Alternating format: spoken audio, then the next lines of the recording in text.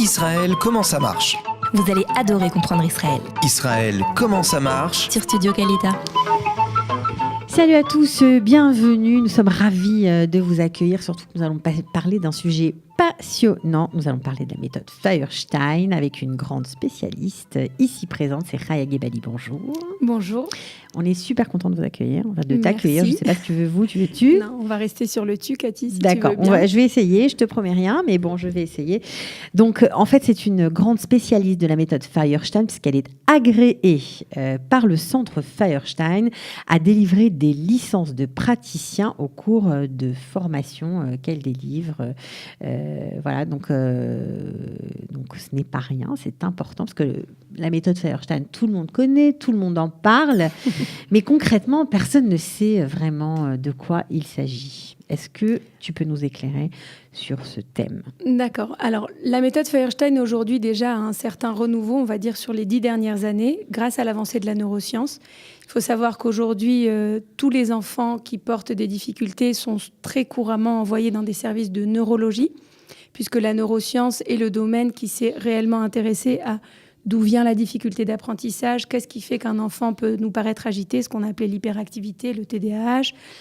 Il existe tout un tas de troubles qui ont été diagnostiqués, qui sont aujourd'hui définis et scientifiquement, on va dire, reconnus. Donc ça, c'est un domaine qui a permis de faire avancer la méthode Feuerstein, tout simplement parce que c'est pas tout de diagnostiquer un problème, encore faut-il trouver des solutions pour le résoudre. Bon, elle a été, juste en quelques mots, elle a été créée par le professeur Feuerstein il y a déjà longtemps. Alors, le professeur Feuerstein est décédé il y a 3 ans aujourd'hui. Il a mis ce programme il y a plus de 60 ans en route. Il l'a mis dans des conditions très spécifiques. C'était un psychologue d'origine roumaine. Il a étudié en France avec Jean Piaget à la Sorbonne, donc que tout le monde connaît. Et ensuite, suite à la Shoah, il a été mandaté et sollicité pour s'occuper des enfants rescapés de l'Holocauste. Donc c'est un contexte assez dramatique et qui a réveillé en lui ce besoin d'apporter une réponse à des enfants qui avaient un jour été des enfants normaux, mais dû au traumatisme vécu par la Shoah, qu'on ne va pas développer, vous doutez bien que quand on faisait passer à ces enfants des tests classiques d'intelligence, les résultats étaient assez déconcertants. Le pédagogue vient et dit donner une note de QI, c'est bien, mais ça donne aussi des pronostics sur l'avenir de ces enfants. Or, les enfants rescapés de la Shoah, vous vous doutez bien, compte tenu des traumatismes qu'ils avaient passés, avaient des résultats très, très en dessous des normes. Rester sur ce statut, c'est dire je renonce à l'avenir de ces enfants. Or, le professeur Feuerstein, qui était lui-même un rescapé de la Shoah, ne pouvait pas entendre cette réponse. Et de ce fait, il a développé de manière au début très intuitive, donc pas très scientifique, un peu par l'application, un système qui est ce qu'on appelle l'évaluation dynamique. Ça consiste en 3 phases. L'idée, c'est d'enseigner à un enfant un nouveau contenu, de voir comment l'enfant réagit sans aide apportée par un adulte, ce qu'on appelle le médiateur. Ensuite, de passer à l'étape d'apprentissage, c'est-à-dire qu'on fait une étape où le pédagogue, le praticien, l'adulte va intervenir et va lui faire un enseignement d'une certaine qualité et dans de critères qui ont été définis par Feuerstein comme les critères de la médiation. Et puis ensuite, on redonne le même test à cet enfant. Et c'est la différence entre les deux qui nous intéresse, c'est ce qu'on va appeler son potentiel de développement. Et si vous voulez, Feuerstein a toujours, dès le début de son idée de génie, finalement, de créer tout un outil pour développer le système d'apprentissage des enfants, des adultes et même de personnes âgées, on en parlera. L'idée, c'est de dire, finalement, l'individu ne nous montre que ce qu'on obtient, c'est un résultat, c'est une performance. Mais la performance ne me dit rien du potentiel de l'individu. Et quand vous allez avoir un environnement favorable, quand vous allez avoir des personnes qui ont non seulement une philosophie, mais un certain savoir-faire, ce qu'on appelle des qualités de médiation, ces personnes vont réveiller le potentiel de l'enfant. Et c'est comme ça qu'on rencontre et au quotidien des patients, des projets éducatifs que nous menons à travers différentes écoles. On se rend compte qu'on nous adresse des enfants qui, au point de départ, ont des résultats assez déconcertants, qui sont en situation d'échec, parfois même depuis des années. D'échec scolaire. D'échec scolaire, mais même d'échec personnel. Il faut savoir que l'échec scolaire, ça va avec, ça renvoie une très mauvaise image de soi. Enfin, ça a aussi beaucoup d'écho en termes émotionnels, en termes d'angoisse, etc. Donc des enfants en situation d'échec ou des adolescents en situation d'échec. Et grâce à ces outils-là, vont pouvoir sortir de cette situation d'échec, mais aussi nous surprendre. Il faut savoir qu'on est souvent surpris par ce potentiel qui va commencer à s'exprimer. Alors, est-ce que cette méthode Feuerstein s'adresse à tout le monde? Est-ce que c'est pour tout le monde ou c'est simplement pour des professionnels de l'éducation? Alors, il faut distinguer 3 domaines. Les personnes qui se forment et les personnes pour lesquelles on les utilise. Alors, je vais commencer par l'utilisation. Dans quel domaine la méthode Feuerstein est intéressante? Alors, je commencerai d'abord par un point de départ qui est évident, mais que je me retrouve souvent à dire à des parents. Il n'existe pas de méthode complète et donc pas de méthode miracle. Le génie d'une méthode, c'est de savoir pour qui elle s'applique et pour qui elle ne s'applique pas aussi. Donc en connaître bien les limites, et ça relève de l'honnêteté du praticien de pouvoir le dire. Donc ça, c'est le point de départ. La méthode Feuerstein s'adresse, on va dire, à 3 types de populations. La population pour laquelle elle est la plus connue, c'est la population des personnes en situation de handicap. Mais mon grand regret, c'est qu'on l'a souvent limitée à ce domaine-là. Ouais. Or, aujourd'hui, vous savez que dans une classe, allez, on va dire pour 100% d'élèves, vous avez 40% d'élèves en situation de difficulté scolaire. Ces enfants-là, pour eux aussi, la méthode Feuerstein peut apporter une réponse. Donc, il n'est pas nécessaire d'avoir un handicap sérieux. Il suffit d'être parfois en échec scolaire depuis quelques années, même si on n'est pas dans un cas très grave, mais ça peut marcher aussi pour ces enfants. Ça peut les extirper d'une situation de blocage et les amener vers un ailleurs, un potentiel où ils pourront développer bien sûr tout leur potentiel. Oui, sachez quand même qu'aujourd'hui, dans certains pays, la difficulté scolaire ou l'échec scolaire est reconnu comme une situation de handicap. Alors évidemment, pas comme on l'entend dans le langage populaire, mais quand j'entends handicap, c'est quelque chose qui va porter préjudice à l'avenir de cet enfant si on ne l'aide pas. Ce sont des enfants qui ont besoin de plus d'outils, de plus de techniques, de plus de temps passé avec eux pour les amener à révéler leur potentiel. Donc c'est en ces termes-là qu'il faut savoir qu'ils ont besoin de cette intervention. Ça, c'est la deuxième population. Une troisième population pour laquelle j'utilise et des personnes que je forme à la méthode Feuerstein, c'est le domaine, ce qu'on va appeler le développement personnel. Ce sont des entreprises qui se sont adressées à nous pour permettre à leur personnel de développer des compétences, puisque dans la méthode Feuerstein, vous avez l'idée aussi de transposer une compétence dans un nouveau domaine. Vous pouvez être compétente dans un domaine, vous avez par exemple toute votre vie travaillé dans une banque, occupé un poste défini. Tout à coup, votre banque va être confrontée à une délocalisation. Je vous parle de situations dans le monde même de la finance. Et à ce moment-là, les personnes se retrouvent démunies parce qu'elles n'arrivent pas à transposer leur capacité, ce qu'on appelle la capacité de transférer des compétences dans un nouveau domaine. Et à ce moment-là, la méthode Feuerstein intervient plus comme une méthode de développement personnel et d'adaptabilité. D'accord. Ça, c'est dans ce troisième. Le quatrième domaine, qui est un domaine qui émerge ces dernières années, c'est des ateliers mémoire basés sur la méthode Feuerstein pour les populations vieillissantes. Donc, c'est une demande qui va et qui grandit. Ce sont des projets. Aujourd'hui, à Yad Sarah, vous avez des personnes qui utilisent le Feuerstein. Vous avez des personnes sur Jérusalem. Voilà, si vous avez un public intéressé, ils peuvent nous en faire la demande. Mais il faut savoir que vous avez des praticiens qui travaillent plus spécifiquement avec des personnes âgées. Et là, l'objectif est tout simplement de maintenir les capacités cognitives de ces personnes, maintenir l'intelligence de ces personnes, parce que nous savons que notre cerveau doit être stimulé. Si on le stimule, il répond. Sinon... Si on l'oublie, il vieillit. Alors, vous nous avez très bien expliqué à qui s'adresse cette méthode. Vous avez, au cours de votre exposé, voilà, je passe du tu au vous, mais ça, ceux qui me connaissent commencent à être habitués. Tu as parlé des outils Feuerstein. Alors, c'est quoi les outils Feuerstein, si on peut les résumer? Alors, en les résumant très simplement, c'est des outils, ce sont des exercices, en fait, des exercices qui font travailler notre cerveau. Ce qui est intéressant, c'est que Feuerstein ne parle pas, il s'est écarté d'outils scolaires.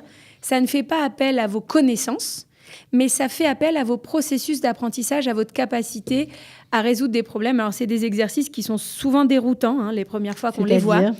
On vous demande, dans un nuage de points, de retrouver une figure géométrique. Alors, vous regardez ça, vous dites, qu'est-ce que ça m'apporte dans ma vie? Nous, à travers ça, ce qu'on observe, c'est votre manière d'appréhender une nouvelle réalité votre capacité à vous confronter à un problème, votre capacité à réagir face à quelque chose qui vous déstabilise. Donc ça, c'est un peu l'aspect affect, on va dire. Et puis ensuite, quelle stratégie vous mettez en place? Est-ce que vous relevez des indices pertinents? Est-ce que vous êtes capable de prendre des éléments qu'on vous a donnés et de vous en servir? Est-ce que vous allez utiliser une méthode bien définie? Est-ce que vous allez planifier ou aller un peu à l'aveuglette? Donc c'est tout ça qui nous intéresse. L'idée, c'est un petit peu comme de la gymnastique. C'est de dire, quand vous musclez un muscle, vous faites des exercices et vous les répétez. Mais le cerveau, c'est pareil. C'est même encore plus magnifique et plus génial puisqu'il est extrêmement plastique. C'est l'organe le plus plastique aujourd'hui. La neuroscience parle sans cesse de plasticité du cerveau. Vous savez, on ne peut pas toujours récupérer un membre qu'on a perdu. Quelqu'un qui est porteur de handicap, il peut être limité. Mais le cerveau, vous pouvez. C'est formidable. Voilà. Alors, justement, tu es là parce que tu lances une formation Feuerstein, alors cette fois pour les professionnels. Alors, cette formation, elle s'adresse à 2 publics principalement, voire 3. On va parler des enseignants. Les enseignants peuvent accéder à la formation Feuerstein dans un cadre très précis, puisque c'est une formation qui est reconnue par le Misrad Achinour. Donc, elle s'inscrit dans la formation continue des enseignants, ce qu'on appelle Gmul Ishtalmut. Ok, alors Misrad Achinour, c'est important, mais... C'est le ministère de l'Éducation israélien qui valide seulement certaines formations qu'ils estiment intéressantes pour les enseignants. Donc ça, c'est le premier élément. Donc ça, c'est validé. C'est une formation tout à fait reconnue par le ministère de l'Éducation. Par le ministère de l'Éducation et reconnue aussi comme des heures de formation continue. Donc c'est intéressant puisque les enseignants sont tenus à des formations régulièrement. Ça, c'est le premier public. Le deuxième public, ce sont des professionnels. Ça peut être des psychologues, des praticiens qui cherchent à enrichir leur répertoire d'outils pour élargir éventuellement leur patientèle. Donc là, c'est proposer la méthode Feuerstein à des professionnels. Il suffit de s'inscrire et il n'y a pas d'autres démarches à faire. Dans ce cadre-là, sachez quand même que nous avons droit au voucher du Misrad Aklita. Ça, c'est très important de le préciser. Et donc, pour les Olim qui sont récemment arrivés en Israël... Jusqu'à 10 ans en Israël, voilà, vous avez le droit... Vous avez le droit à cette formation. Le troisième public, alors, les parents souhaitent parfois se former à cette méthode pour développer des attitudes dans le lien avec leurs enfants et aussi pour avoir des outils, on va dire, plus concrets. Donc ça, c'est un pourcentage plus restreint. Les parents, souvent, préfèrent passer le relais à des professionnels. Ouais. Mais parfois, ils en expriment l'envie parce qu'ils ont vu les résultats de cette méthode sur leurs enfants et qu'ils veulent aujourd'hui faire du bénévolat dans une association, etc. Donc c'est le troisième public pour lesquels... qui peut être intéressé en tout cas par cette formation. Donc 3 publics, les enseignants, les professionnels et les parents. Alors, vous avez parlé justement de l'accord, du voucher, du fameux voucher du Misrad Aklita si vous êtes Olé Khadash, moins de 10 ans en Israël. C'est une formation diplômante, on l'a dit. Maintenant, pour ceux qui sont francophones, mais qui sont là depuis plus de 10 ans, qu'est-ce qui se passe? Ils devront prendre en charge la formation puisqu'elle ne sera pas prise en charge par les vouchers. Ça coûte combien? Alors, la formation coûte aujourd'hui 5 500 shekels. D'accord. Elle comporte 3 éléments fondamentaux. Donc, il y a la formation en présentiel. Il faut venir assister aux sessions de formation. Le deuxième point, c'est l'étape de supervision. Il faut faire les travaux. Donc, il y a un contexte particulier. On vous apprend comment mener des séances. On vous demande de réaliser des séances. On vous supervise pour réaliser ces séances de remédiation. Et ensuite, il y a l'étape de validation. Donc, il y a un syllabus, un projet qui doit être rendu par le stagiaire et validé. Alors, pourquoi je suis venue aujourd'hui dans votre radio? C'est pour vous dire que le barrage de la langue était un élément, même pour des personnes déjà enseignantes dans le système israélien, faire tout ce travail avec le barrage de la langue leur posait une difficulté. Aujourd'hui, du fait que je parle français couramment, mais aussi hébreu, vous pouvez valider cette formation par un système, on va dire, bilingue, c'est-à-dire apprendre les outils en hébreu, mais rendre certains travaux en français. C'est une flexibilité qui est toute particulière. D'accord, c'est-à-dire que vous précisez que la formation est donnée en hébreu. Alors, la formation, elle est donnée en hébreu, mais je donne aussi les documents en français pour faciliter la compréhension, parce que si les personnes ne s'approprient pas l'outil eux-mêmes, ils pourront difficilement l'utiliser. Qu'est-ce que ça a changé dans votre vie, Chaya Gebali, la méthode Feuerstein? Alors, je veux d'abord vous dire que moi, à la base, j'ai un diplôme d'enseignant de l'éducation nationale, même en France. Ça m'a menée vers des projets très inattendus. D'abord, je pense que les personnes qui viennent se former à cette méthode ont déjà, j'allais dire de manière intuitive, un regard assez ouverts sur l'éducation et sont conscients du potentiel de tous nos jeunes. Peut-être, ce qui m'a moins interpellée dans cette méthode, c'était au-delà de l'optimisme, c'est de savoir comment faire. C'est-à-dire qu'il existe, je suis convaincue qu'il y a des milliers de gens. Du volontarisme optimiste à du quelque professionnalisme. chose, voilà, je pense que concret. c'est vraiment ça, la méthode Feuerstein, c'est donner un cadre professionnel, avoir une démarche très construite dans l'approche thérapeutique de l'enfant. C'est se fixer des objectifs à court, moyen et long terme et ne pas être seulement focalisé sur le résultat, même si au final, c'est le résultat qui nous dit si on a oui ou bien travaillé. Mais c'est aussi être très, très attentif à la manière dont se construisent des choses. Et je pense que ça a joué même dans la manière dont aujourd'hui j'aborde des projets professionnels, c'est-à-dire d'être toujours très attentif à la manière dont on construit les choses.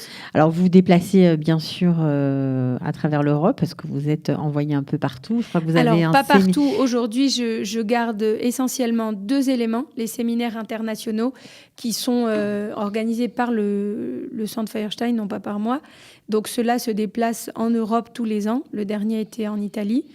Ce que je garde aussi comme activité, on va dire, européenne, c'est la formation au sein du Centre de formation à la remédiation cognitive en France.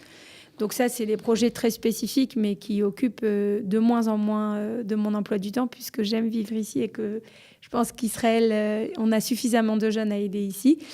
Voilà, ça, c'est les 2 seules activités que je maintiens à l'international. Ça se développe de plus en plus à l'international. La reconnaissance de l'utilisation des outils en remédiation cognitive en France est quelque chose aujourd'hui de communément reconnu. Vous avez le professeur Franck, qui est un psychiatre très, très reconnu, qui en parle de plus en plus. On a le professeur Munich de l'hôpital de Necker qui nous envoie ses équipes. Mais bon, voilà, je laisserai ça entre parenthèses. Si les personnes veulent s'intéresser à ce qui se fait en France, il y a un site qui s'appelle coniformation.com.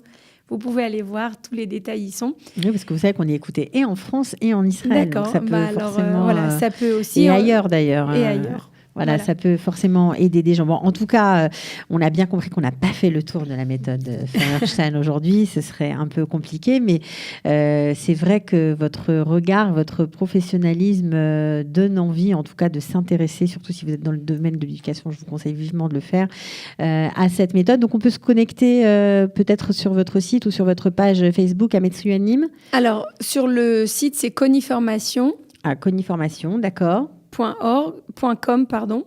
Donc, Coni, ça s'écrit C-O-G-N, comme cognition, cognitif, enfin tout ce qui a trait à la réflexion.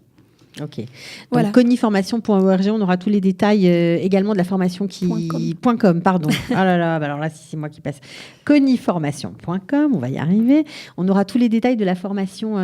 Les détails de la méthode, donc les grandes lignes de la méthode, des personnes qui reçoivent, des personnes formées. Mais la formation qui va avoir lieu ici avec le voucher du Misra d'Aklita. Alors, cette information, vous l'aurez que sur demande. En fait, on envoie le programme sur demande parce que les démarches sont très différentes si vous êtes enseignant, si vous êtes une personne en reconversion professionnelle ou si vous êtes un parent. C'est pas le même processus. Donc là, il faut vous adresser à Delet Laolim. À Delet Laolim. Ok, il y a une adresse. Oui, Delet Laolim, D-E-L-E-T. D-E-L-E-T. Laolim, L-A-L-O. Ok, d'accord. im@gmail.com. Tout simplement, une adresse Tout mail. simplement. D'accord, bien. En tout cas, c'était passionnant, Chaya Ghebani. Merci beaucoup d'être intervenue. Merci Cathy de nous avoir donné l'occasion de présenter tout ça. Et puis voilà, on vous attend nombreux à la formation de janvier.